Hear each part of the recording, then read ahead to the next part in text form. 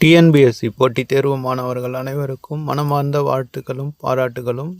இன்றைய வகுப்பில் Indian polity பகுதியில் உள்ள பிரைம் மினிஸ்டர் என்பதை பற்றிய முழு விவரங்களை இப்போது பார்க்கலாம் நண்பர்களே. அதாவது இந்திய அரசியலமைப்பு சட்டத்தில் உள்ள பிரதமர் பற்றிய விவரங்களை இப்போது பார்க்கலாம்.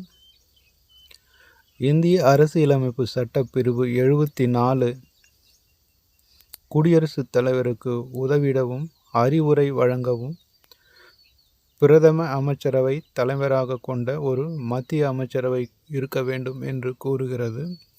அதாவது சட்டப்பிரிவு 74 1 பிரதமர் தலைமையிலான அமைச்சரவை குழு குடியரசுத் தலைவருக்கு ஆலோசனையும் மற்றும் உதவிகள் செய்யவும் இருக்கிறது. அதற்கடுத்து குடியரசுத் தலைவர் அமைச்சரவை வழங்கும் அறிவுரையை மறுபரிசீலனை செய்ய சொல்லலாம். ஆனால் மறுபரிசீலனைக்கு பின்னர் அந்த அறிவுரையின்படி அவர் நடந்து கொள்ள வேண்டும். அதற்கடுத்து இந்தியாவில் பிரதம அமைச்சர் பதவியானது வெஸ்ட்மினிஸ்டர் அரசியலமைப்பு ஜனநாயக முறையிலிருந்து ஏற்றுக்கொள்ளப்பட்டது. அதாவது இங்கிலாந்தில் உள்ள நாடாளுமன்ற அமைப்பு முறையை பற்றி இந்த வெஸ்ட்மினிஸ்டர் முறை அமைந்துள்ளது. மக்களவையின் பெரும்பான்மை கட்சியின் தலைவரை பிரதம அமைச்சராக குடியரசுத் தலைவர் நியமிக்கிறார். மற்ற அமைச்சர்களை பிரதமரின் ஆலோசனையின்படி குடியரசுத் தலைவர் நியமிக்கிறார். மக்களவையில் எந்த ஒரு கட்சிக்கும் தனி பெரும்பான்மை பலம் இல்லாமல் போகும்போது குடியரசுத் தலைவர் எந்த கட்சி அமைச்சரவையை அமைக்க முடியுமோ அக்கட்சியின் தலைவரை அவர் அழைத்து அரசாங்கம் அமைக்க கூறலாம். குடியரசுத் தலைவர்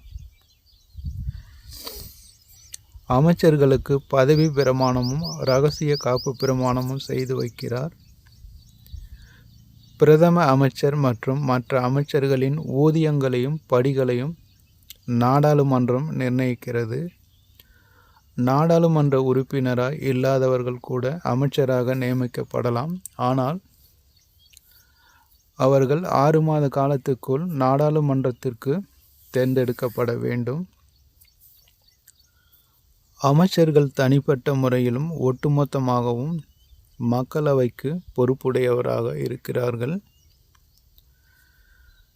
தற்போது பிரதமரின் பணிகள் மற்றும் கடமைகளை பற்றி இப்போது பார்க்கலாம். அதாவது பிரதமருக்கு உள்ள அதிகாரங்களை பற்றி இப்போது பார்க்கலாம். இந்திய அரசியலமைப்பு சட்ட பிரிவு 78 படி பிரதம அமைச்சரின் கடமைகளை பின்வருமாறு கூறுகிறது. அதாவது பிரதமர் அமைச்சர்களின் நிலையை அறிந்து அவர்களுக்கு அரசின் பல்வேறு துறைகளை ஒதுக்கீடு செய்கிறார். தான் தலைமை வகிக்கும் அமைச்சரவை கூட்டத்தின் தேதி நிகழ்ச்சி நிரல் குறித்து முடிவு செய்கிறார். பிரதம அமைச்சரே அமைச்சரவையின் தலைவர் ஆவார்.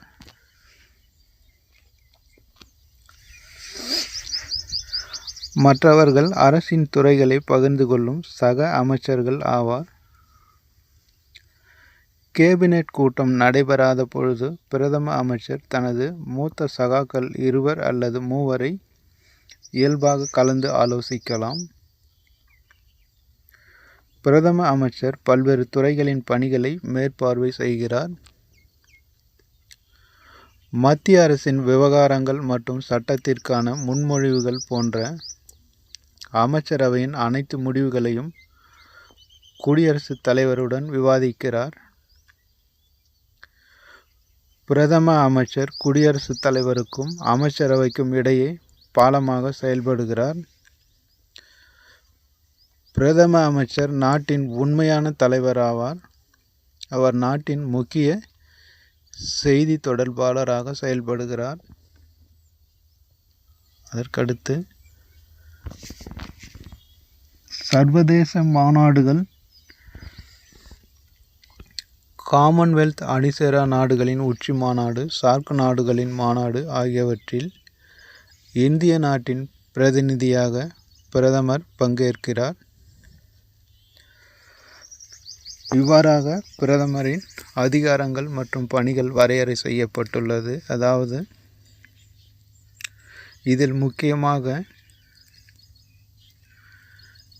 இந்திய அரசியலமைப்பு சட்டப்பிரிவு 74(1) படி பிரதமரை தலைவராக கொண்ட அமைச்சரவை குழுவானது குடியரசுத் தலைவருக்கு உதவிகள் செய்யவும் ஆலோசனை வழங்கவும் இருக்கும். அதற்கடுத்து ஒரு நாடாளுமன்றத்தில் உறுப்பினராக இல்லாதவர்கள் கூட அமைச்சராக தேர்ந்தெடுக்கக்கூடிய வாய்ப்பு இருக்கிறது. ஆனால் அவ்வாறு தேர்ந்தெடுக்கப்பட்டவர்கள் 6 மாத காலத்திற்குள் நாடாளுமன்ற உறுப்பினராக ஏதேனும் ஒரு தொகுதியில் போட்டியிட்டு வெற்றி பெற வேண்டும். அப்படி இல்லை எனில் அவர் அமைச்சராக தேர்ந்தெடுக்கப்பட்டது செல்லாமல் போய்விடும் அல்லது தகுதி நீக்கம் செய்யப்பட்டு விடுவார். அதற்கடுத்து அமைச்சர்கள் தனிப்பட்ட முறையிலும் ஒட்டுமொத்தமாகவும் மக்களவைக்கு தான் பொறுப்பானவர்கள். இது டிஎன்பிசியில் ஏற்கனவே கேட்கப்பட்ட கேள்வி. அதாவது ஒரு மத்திய அமைச்சர்கள், அதாவது மக்களவையில் உள்ள அமைச்சர்கள் கூட்டாக மக்களவைக்கு மட்டுமே பொறுப்பானவர்கள், மாநிலங்களவைக்கு இல்லை. அதற்கடுத்து பிரதமரின் அதிகாரங்கள் மற்றும் பணிகளை பற்றிய இந்திய அரசியலமைப்பு சட்டப்பிரிவு 78 கூறுகிறது. அதன்படி அமைச்சர்களுக்கு துறைகளை ஒதுக்கீடு செய்கிறார். அப்படி துறைகளை ஒதுக்கீடு செய்த பிறகு அவர்களை அதிகாரப்பூர்வமாகவும் சட்டப்பூர்வமாகவும் குடியரசுத் தலைவரால் நியமனம் செய்யப்படுகிறார்கள். அதற்கடுத்து அமைச்சரவையின் ஒரு தலைவராக பிரதமர் இருக்கிறார். கேபினெட் அமைச்சர்கள் கூட்டம் இல்லாத சூழ்நிலையில், அதாவது கூட்ட முடியாத சூழ்நிலையில் மூத்த அமைச்சர்கள் சிலரை கலந்து ஆலோசனை செய்கிறார். பல்வேறுபட்ட துறைகளின் பணிகளை மேற்பார்வை செய்கிறார். நாட்டின் உண்மையான தலைவராக பிரதமர் இருக்கிறார். அதாவது நாட்டின் பெயரளவு தலைவராக இருப்பவர் குடியரசுத் தலைவர். நாட்டின் உண்மையான தலைவராக இருப்பவர் பிரதமர். இதுவும் டிஎன்பிசியில் ஏற்கனவே கேட்கப்பட்ட கேள்வி. அதாவது ஒரு நாட்டின் பெயரளவு தலைவராக, அதாவது இந்தியாவில் பெயரளவு தலைவராக இருப்பவர் குடியரசுத் தலைவர், அதாவது ஜனாதிபதி. இந்தியாவின் நாட்டின் உண்மையான தலைவராக இருப்பவர், அதாவது அரசாங்கத்தின் தலைவராக இருப்பவர் பிரதம மந்திரி. இதே கேள்வியை மாற்றி கேட்பார்கள். ஒரு நாட்டின் அல்லது ஒரு மாநிலத்தின் அரசாங்கத்தின் தலைவராக இருப்பவர் யார் என்று கேட்பார்கள். அதாவது ஒரு நாட்டின் அரசாங்கத்தின் தலைவராக இருப்பவர் பிரதமர். ஒரு மாநில அரசாங்கத்தின் தலைவராக இருப்பவர் முதலமைச்சர். அதேபோல ஒரு நாட்டின் பெயரளவு தலைவராக இருப்பவர் குடியரசுத் தலைவர், அதாவது ஜனாதிபதி. அதேபோல ஒரு மாநிலத்தின் பெயரளவு தலைவராக இருப்பவர் ஆளுநர். இரண்டிற்கும் வித்தியாசம் உள்ளது நண்பர்களே. இது டிஎன்பிசியில் ஏற்கனவே கேட்டு இருக்கிறார்கள், திரும்பவும் கேட்டு விடுவார்கள், ஞாபகம் வைத்துக் கொள்ளுங்கள். அதாவது பெயரளவு தலைவர் என்று வரும்போது மத்தியில் ஜனாதிபதியும் மாநிலத்தில் ஆளுநரும் வருவார்கள்.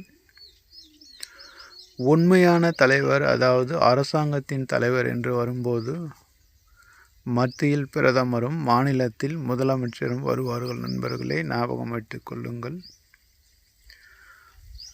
அடுத்து வரும் வீடியோவில் அடுத்து ஒரு முக்கியமான தலைப்பை பற்றி பார்க்கலாம். நன்றி நண்பர்களே.